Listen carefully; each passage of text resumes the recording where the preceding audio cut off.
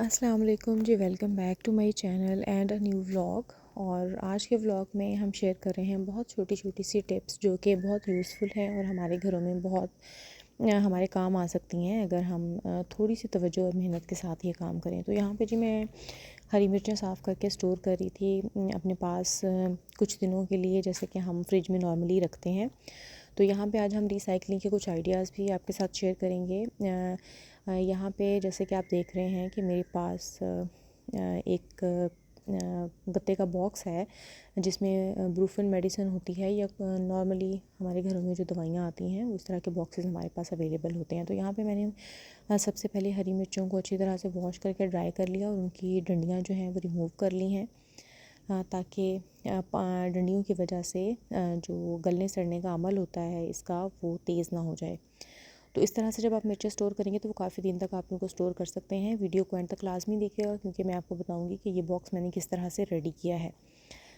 यहाँ पे मैंने जितनी भी मेरे पास हरी मिर्चें थी वो मेरी 1 हफ़्ते के लिए या कुछ दिनों के लिए जितना भी चलेंगी तो वो मैं उनको यहाँ पे स्टोर करके अपने पास फ्रिज में रख लूँगी। ये हमारे पास बहुत अच्छा सा एक ऑर्गेनाइज़र रेडी हो गया है। रिसाइकलिंग का बहुत अच्छा आइडिया है। अगर आप चाहें तो इसको क्लिप की हेल्प से इसको आप अरेंज भी कर सकते हैं या इसको फ़िक्स कर सकते हैं आपके फ्रिज में, अगर आपको इसके हिलने जुलने का ख़दशा है।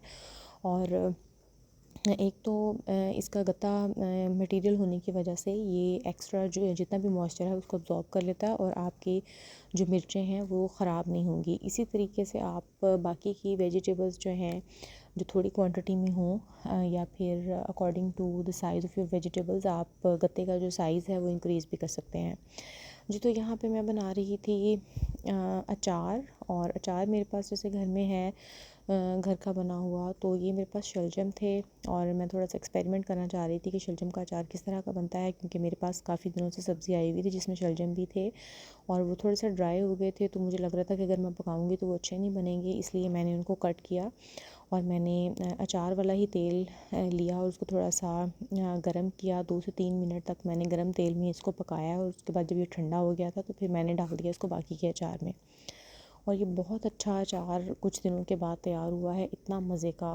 अगर आप लोग भी ट्राई करना चाहते हैं, क्योंकि मुझे लग रहा था कि शायद हम कुछ पर्टिकुलर वेजिटेबल्स का ही अचार डाल सकते हैं, लेकिन ये अचार बहुत अच्छा बना है। तो जी यहाँ पे हम में से बहुत सारे लोगों के घरों में पार्टी पैक्स आते हैं और इसको हम रॉन्ग वे में ओपन करते हैं।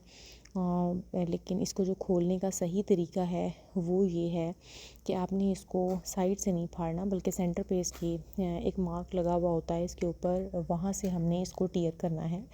और इस तरीके से बहुत आसानी से हमारे पास हम टिश्यू को निकाल सकते हैं, क्योंकि जब हम पार्टी पैक को ओपन कर लेते हैं तो अगर हम फ़ैन के नीचे स्पेशली रखें तो टिश्यूज़ उड़ जाते हैं। और इस तरीके से अगर आपने पैक को खोला हुआ होगा तो अगर आपके पास कोई एडिशनल टिश्यू भी निकल आता है और आपने उसको वापस प्लेस करना है तो आप उसको टक इन कर सकते हैं बहुत ही आसानी के साथ। ना वो उड़ेगा ना ही कोई मेस क्रिएट होगा। तो जी ये बहुत अच्छी सी टिप है जो कि पहले मुझे भी नहीं पता थी, और जब मुझे पता चली तो मैंने इसको इस तरीके से यूज़ करना शुरू किया। और जिस तरह मैंने आपको कुछ दिन पहले दिखाया था कि मेरे पास मनी प्लांट जो है उसको मैंने ग्रो करना घर में स्टार्ट किया है और अंडे के छिलके मैंने डाल लिए थे, लेकिन जब मैंने इसको हल्दी के साथ थोड़ा एक्सपेरिमेंट करने की कोशिश की तो बिलीव मी मेरी जो प्लांट की ग्रोथ है वो रुक गई है। इसलिए अगर आप लोगों में से भी किसी ने इसको घर में ग्रो किया है तो अवॉइड करें, क्योंकि हो सकता है कि कोई प्रिजर्वेटिव्स वगैरह हो या आर्टिफिशियल कलर्स हों जिसकी वजह से प्लांट की जो एफिशिएंसी है या उसकी जो ग्रोथ है उस पर फ़र्क पड़ सकता है। और जी यहाँ पे मैंने बनाया था ज़र्दे की बहुत ही आसान रेसिपी। मैंने फ़र्स्ट टाइम ज़र्दा बनाया था लेकिन बहुत ही अच्छा बन गया था और बहुत ही आसानी के साथ मैंने इसको बना लिया था। इसी तरह से जब भी आपके घरों में कोई भी मटेरियल आता है या हम सबके घरों में आता है तो हमें बजाय उसको वेस्ट करने के चाहिए कि हम उसको रिसाइकिल कर लें, ताकि वो हमारे काम भी आ जाए और ज़्यादा मेस भी क्रिएट ना हो। हाँ, और यहाँ पे जैसे सर्दियाँ स्टार्ट हो गई हैं और हमारे पास घरों में बहुत सारा ड्राई फ्रूट आ रहा होता है, तो जिसमें से एक बहुत ही सस्ता और कॉमन सा जो ड्राई फ्रूट है वो किशमिश है। और किशमिश बच्चों के लिए बहुत ही अच्छी है। जैसे ही सर्दी का मौसम स्टार्ट होता है तो बच्चों को नज़ला बुखार से बचाने के लिए या उनको ठंड से बचाने के लिए किशमिश एक बहुत ही अच्छी ऑप्शन है। तो 2 से 3 दाने या 5 दाने जो किशमिश बच्चों को अगर डेली बेसिस पे हम देने की रूटीन बना लें तो बच्चों को काफ़ी ज़्यादा बीमारियों से, फ्लू से और इस तरह की ठंड से बचाया जा सकता है। बाकी जी हेल्दी ऑप्शंस जो हैं बच्चों के लिए वो घर में काफ़ी ज़्यादा अवेलेबल होते हैं हमारे पास, लेकिन अगर हम उनको फ़ाइबर, फुल ग्रेन और इस तरह की चीज़ें दें तो वो भी काफ़ी अच्छा ऑप्शन होता है। जैसे मैंने आपको बताया था कि मैं वीडियो के एंड पे आपको बताऊंगी कि मैंने ये बॉक्सेस किस तरह से रेडी किए थे। तो यहाँ पे मेरे पास एक मेडिसिन का बॉक्स है जिसकी मैं ये जो इनवर्ट जितने भी फोल्डिंग्स होती हैं उनको मैं कट करी हूँ विद हेल्प ऑफ सीज़र। और यहाँ पे मैं थोड़े से डीप कट्स लगा लूँगी जितना कि मुझे साइज़ चाहिए होगा ऑर्गेनाइज़र बनाने के लिए। इसको मैं यूँ यहाँ तक कट लगा लूँगी चारों साइडों से। अब आपके सामने मैं इसको इनवर्ट जो है वो फ़ोल्ड करती जा रही हूँ और जितना ज़्यादा मुझे चाहिए होगा, जितना बॉक्स का साइज़ मुझे चाहिए उसी के अकॉर्डिंग मैं इसको इनवर्ट मोड़ लूँगी। तो ये देखिए कितना स्टर्डी सा, कितना अच्छा सा बॉक्स मेरे पास रेडी हो गया है। और इसी तरह से मेरे पास बाकी भी मेडिसिन के बॉक्सेस थे, तो उनको मैं वेस्ट करने के बजाय क्या करूँगी कि इनको मैं उनके जो ये फ़ोल्डिंग्स हैं इनको कट कर दूँगी। तो अगर आप हाथ की हेल्प से भी इसको काट लेंगे तो कोई ख़ास फ़र्क नहीं पड़ेगा, क्योंकि इसने अंदर की साइड पे फ़ोल्ड हो जाना है और उसकी नीटनेस अगर नहीं भी होगी तो कोई ख़ास फ़र्क नहीं पड़ेगा।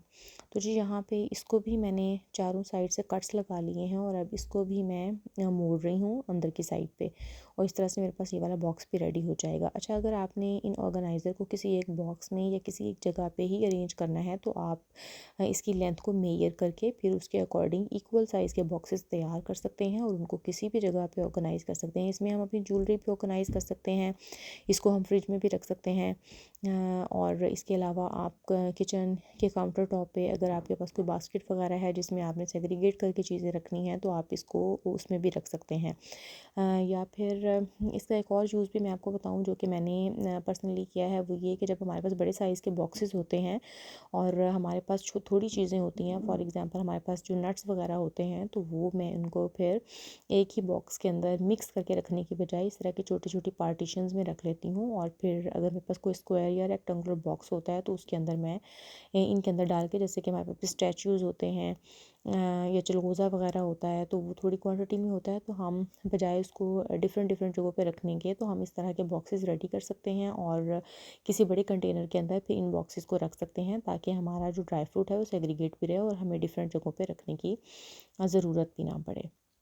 तो जी उम्मीद करती हूँ कि आज का व्लॉग आपको पसंद आया होगा, और अगर आपको रीसाइक्लिंग के ये आइडियाज़ अच्छे लगे हैं और अगर आप चाहते हैं कि मज़ीद आइडियाज़ भी मैं आपके साथ शेयर करूं तो आप कमेंट बॉक्स में मुझे बता सकते हैं।